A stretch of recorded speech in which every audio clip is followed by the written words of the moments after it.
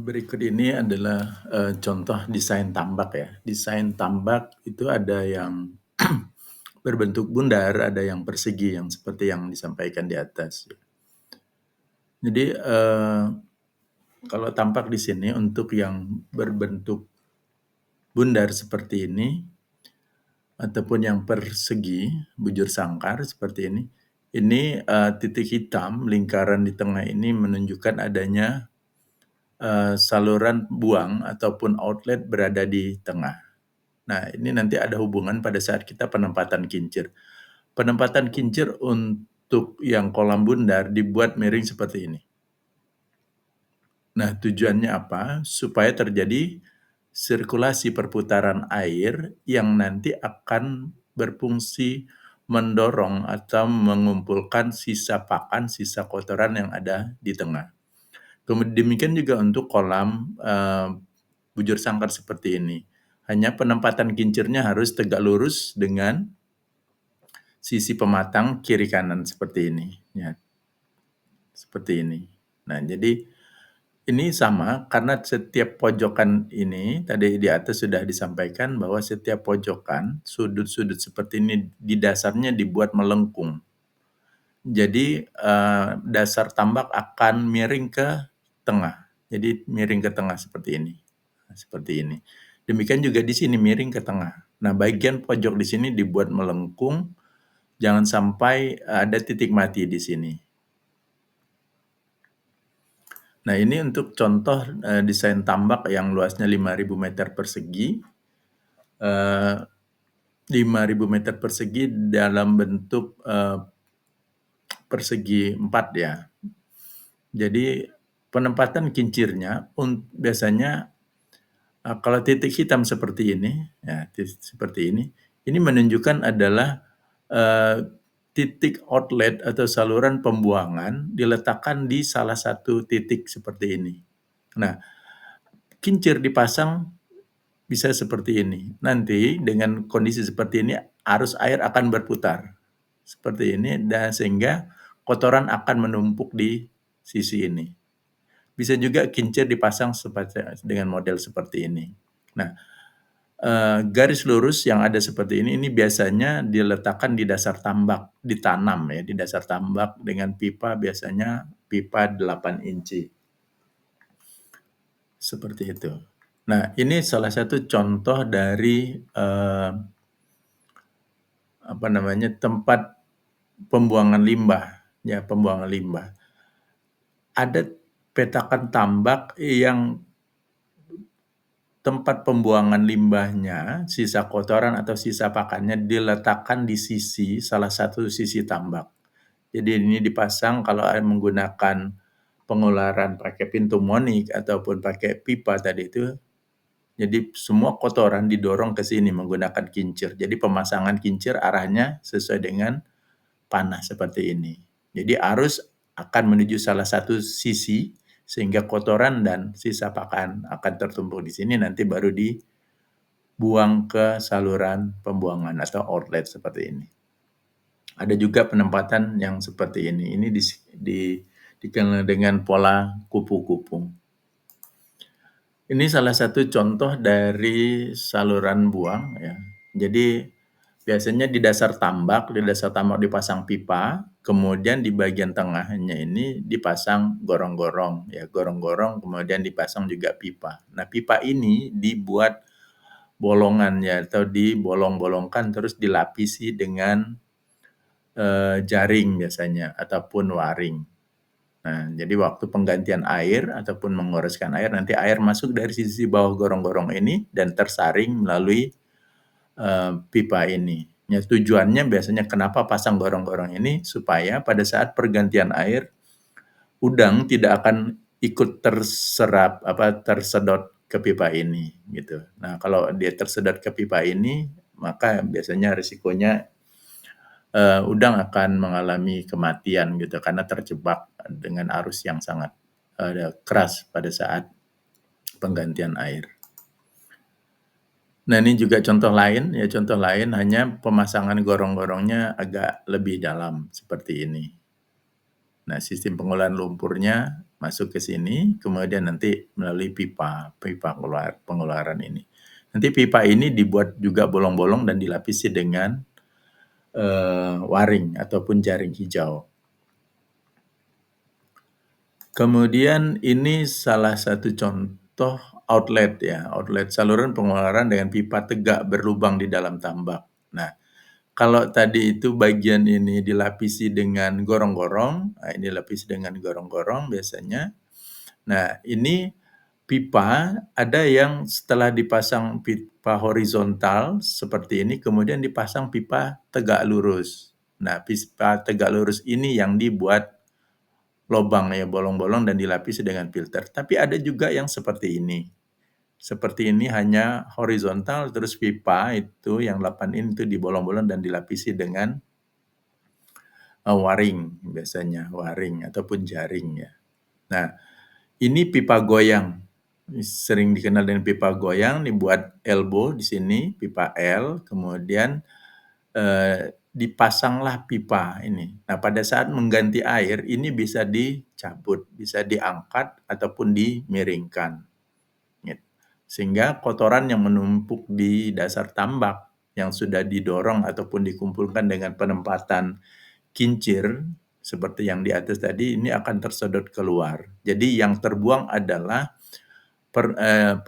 air ataupun kotoran yang ada di dasar. Sedangkan bagian permukaan, ya kualitas airnya biasanya akan lebih baik. Jadi keuntungan dari pemasangan pipa di dasar tambak seperti itu. Nah, ini adalah contoh dari pipa, saluran pembuangan atau saluran pintu monik, istilahnya dikenal dengan pintu monik. Nah, kalau dilihat dari gambar ini ada sekat-sekat 3 lapis gitu. Nah, ini, biasanya dilengkapi dengan papan ya. Jadi papan, yang bisa diangkat, dicopot satu persatu. Jadi pembuangan air di dasar tambak, apakah ingin membuang di, air dasar ataupun air permukaan, tinggal mengatur ketinggian dari susunan papan yang ada di sini.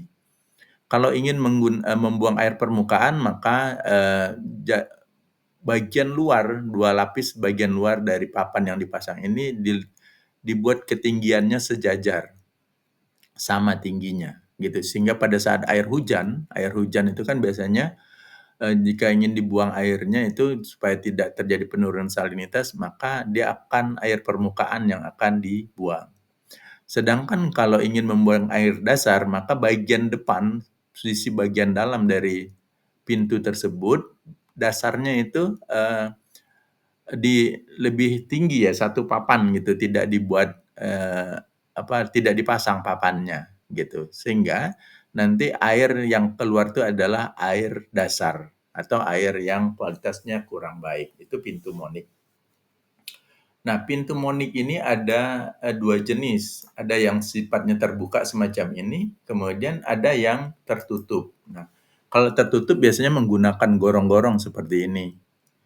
Nah, kalau tertutup, kalau lihat dari permukaannya kan seperti ini ditutup nih, gambar yang di bawahnya. Nah, sedangkan di bagian dasarnya itu dipasang gorong-gorong seperti ini. Keunggulan dari sistem monik seperti ini akan memudahkan mobilisasi. Biasanya, bisa dilalui oleh kendaraan dengan mudah, kendaraan roda 4 ataupun roda 2 yang berfungsi untuk, mensuplai ya keluar masuk barang ke tambak gitu, sarana produksi pakan, pupuk dan sebagainya.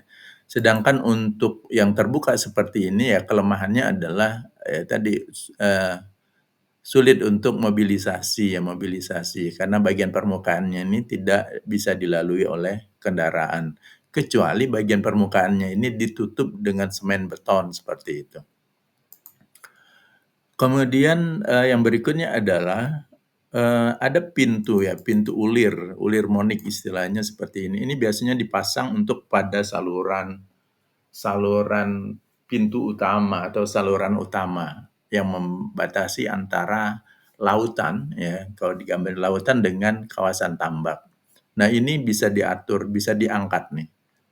Pintu ulir ini bisa diangkat dan diturunkan gitu, sesuai dengan fungsinya apakah terutama pada saat pasang naik gitu pintunya diangkat, kemudian waktu surut ini pintunya ditutup sehingga kedalaman air pada saluran tetap bertahan sesuai dengan tinggi pintu air. Jadi walaupun airnya surut, kedalaman air dalam saluran tetap tinggi sesuai dengan tinggi pintu air.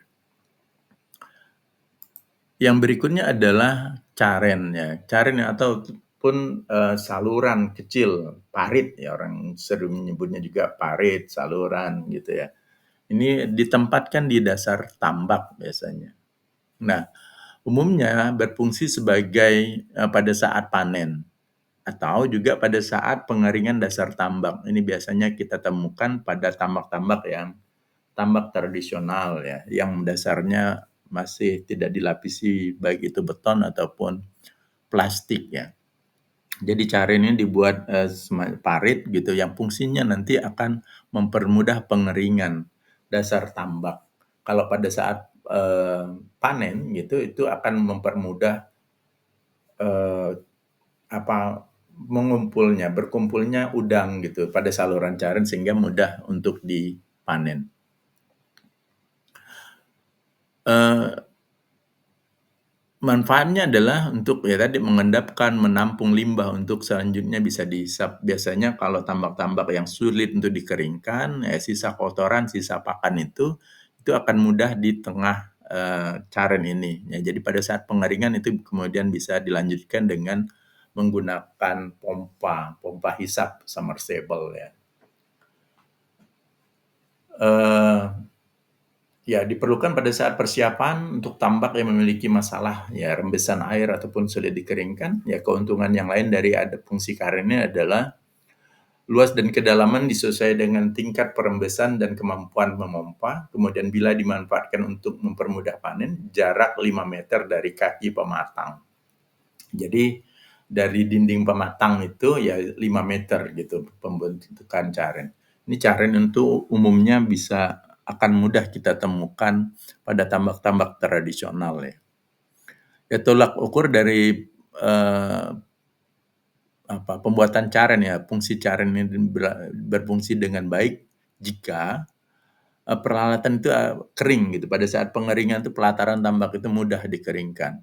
Kemudian yang kedua, saat panen udang dapat mengumpul di caren dan mengarah ke pintu panen. Ini terkait dengan penempatan kincir, hampir sama dengan slide-slide sebelumnya ya. Saya lanjut ke sumber tenaga listrik. Sumber tenaga listrik di tambak ini ada dua, itu pertama itu dari PLN ya, perusahaan listrik negara. Wajib hukumnya ketersediaan listrik terutama untuk tambak-tambak intensif ataupun tambak semi intensif yang melakukan pemeliharaan udang dengan kepadatan tinggi. Nah, kepadatan tinggi ini sangat diperlukan ya karena untuk mengoperasikan kincir nantinya.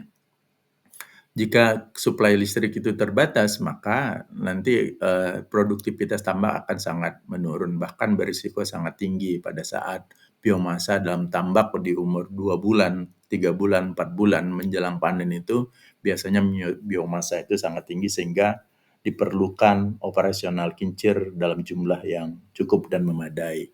Kemudian listrik juga harus tersedia setiap saat, tidak boleh ada gangguan ataupun mati. Nah, untuk mencegah terjadinya gangguan pada saat listrik dari PLN itu mengalami kendala ataupun pemadaman, maka harus ada cadangan atau suplai listrik dari yang lain, yaitu kita harus menyediakan listrik dalam bentuk listrik cadangan menggunakan mesin diesel, ya, mesin diesel. Nah, itu bisa diperhitungkan berapa kebutuhan kincir dengan cadangan listrik yang harus tersedia. Ya, tolak ukurnya bahwa ketersediaan listrik itu minimal 125% dari kapasitas seluruh kincir yang terpasang atau yang akan dioperasionalkan. Jadi, selain listrik dari negara ataupun PLN, maka ketersediaan listrik ketersediaan listrik dari mesin diesel itu mutlak adanya.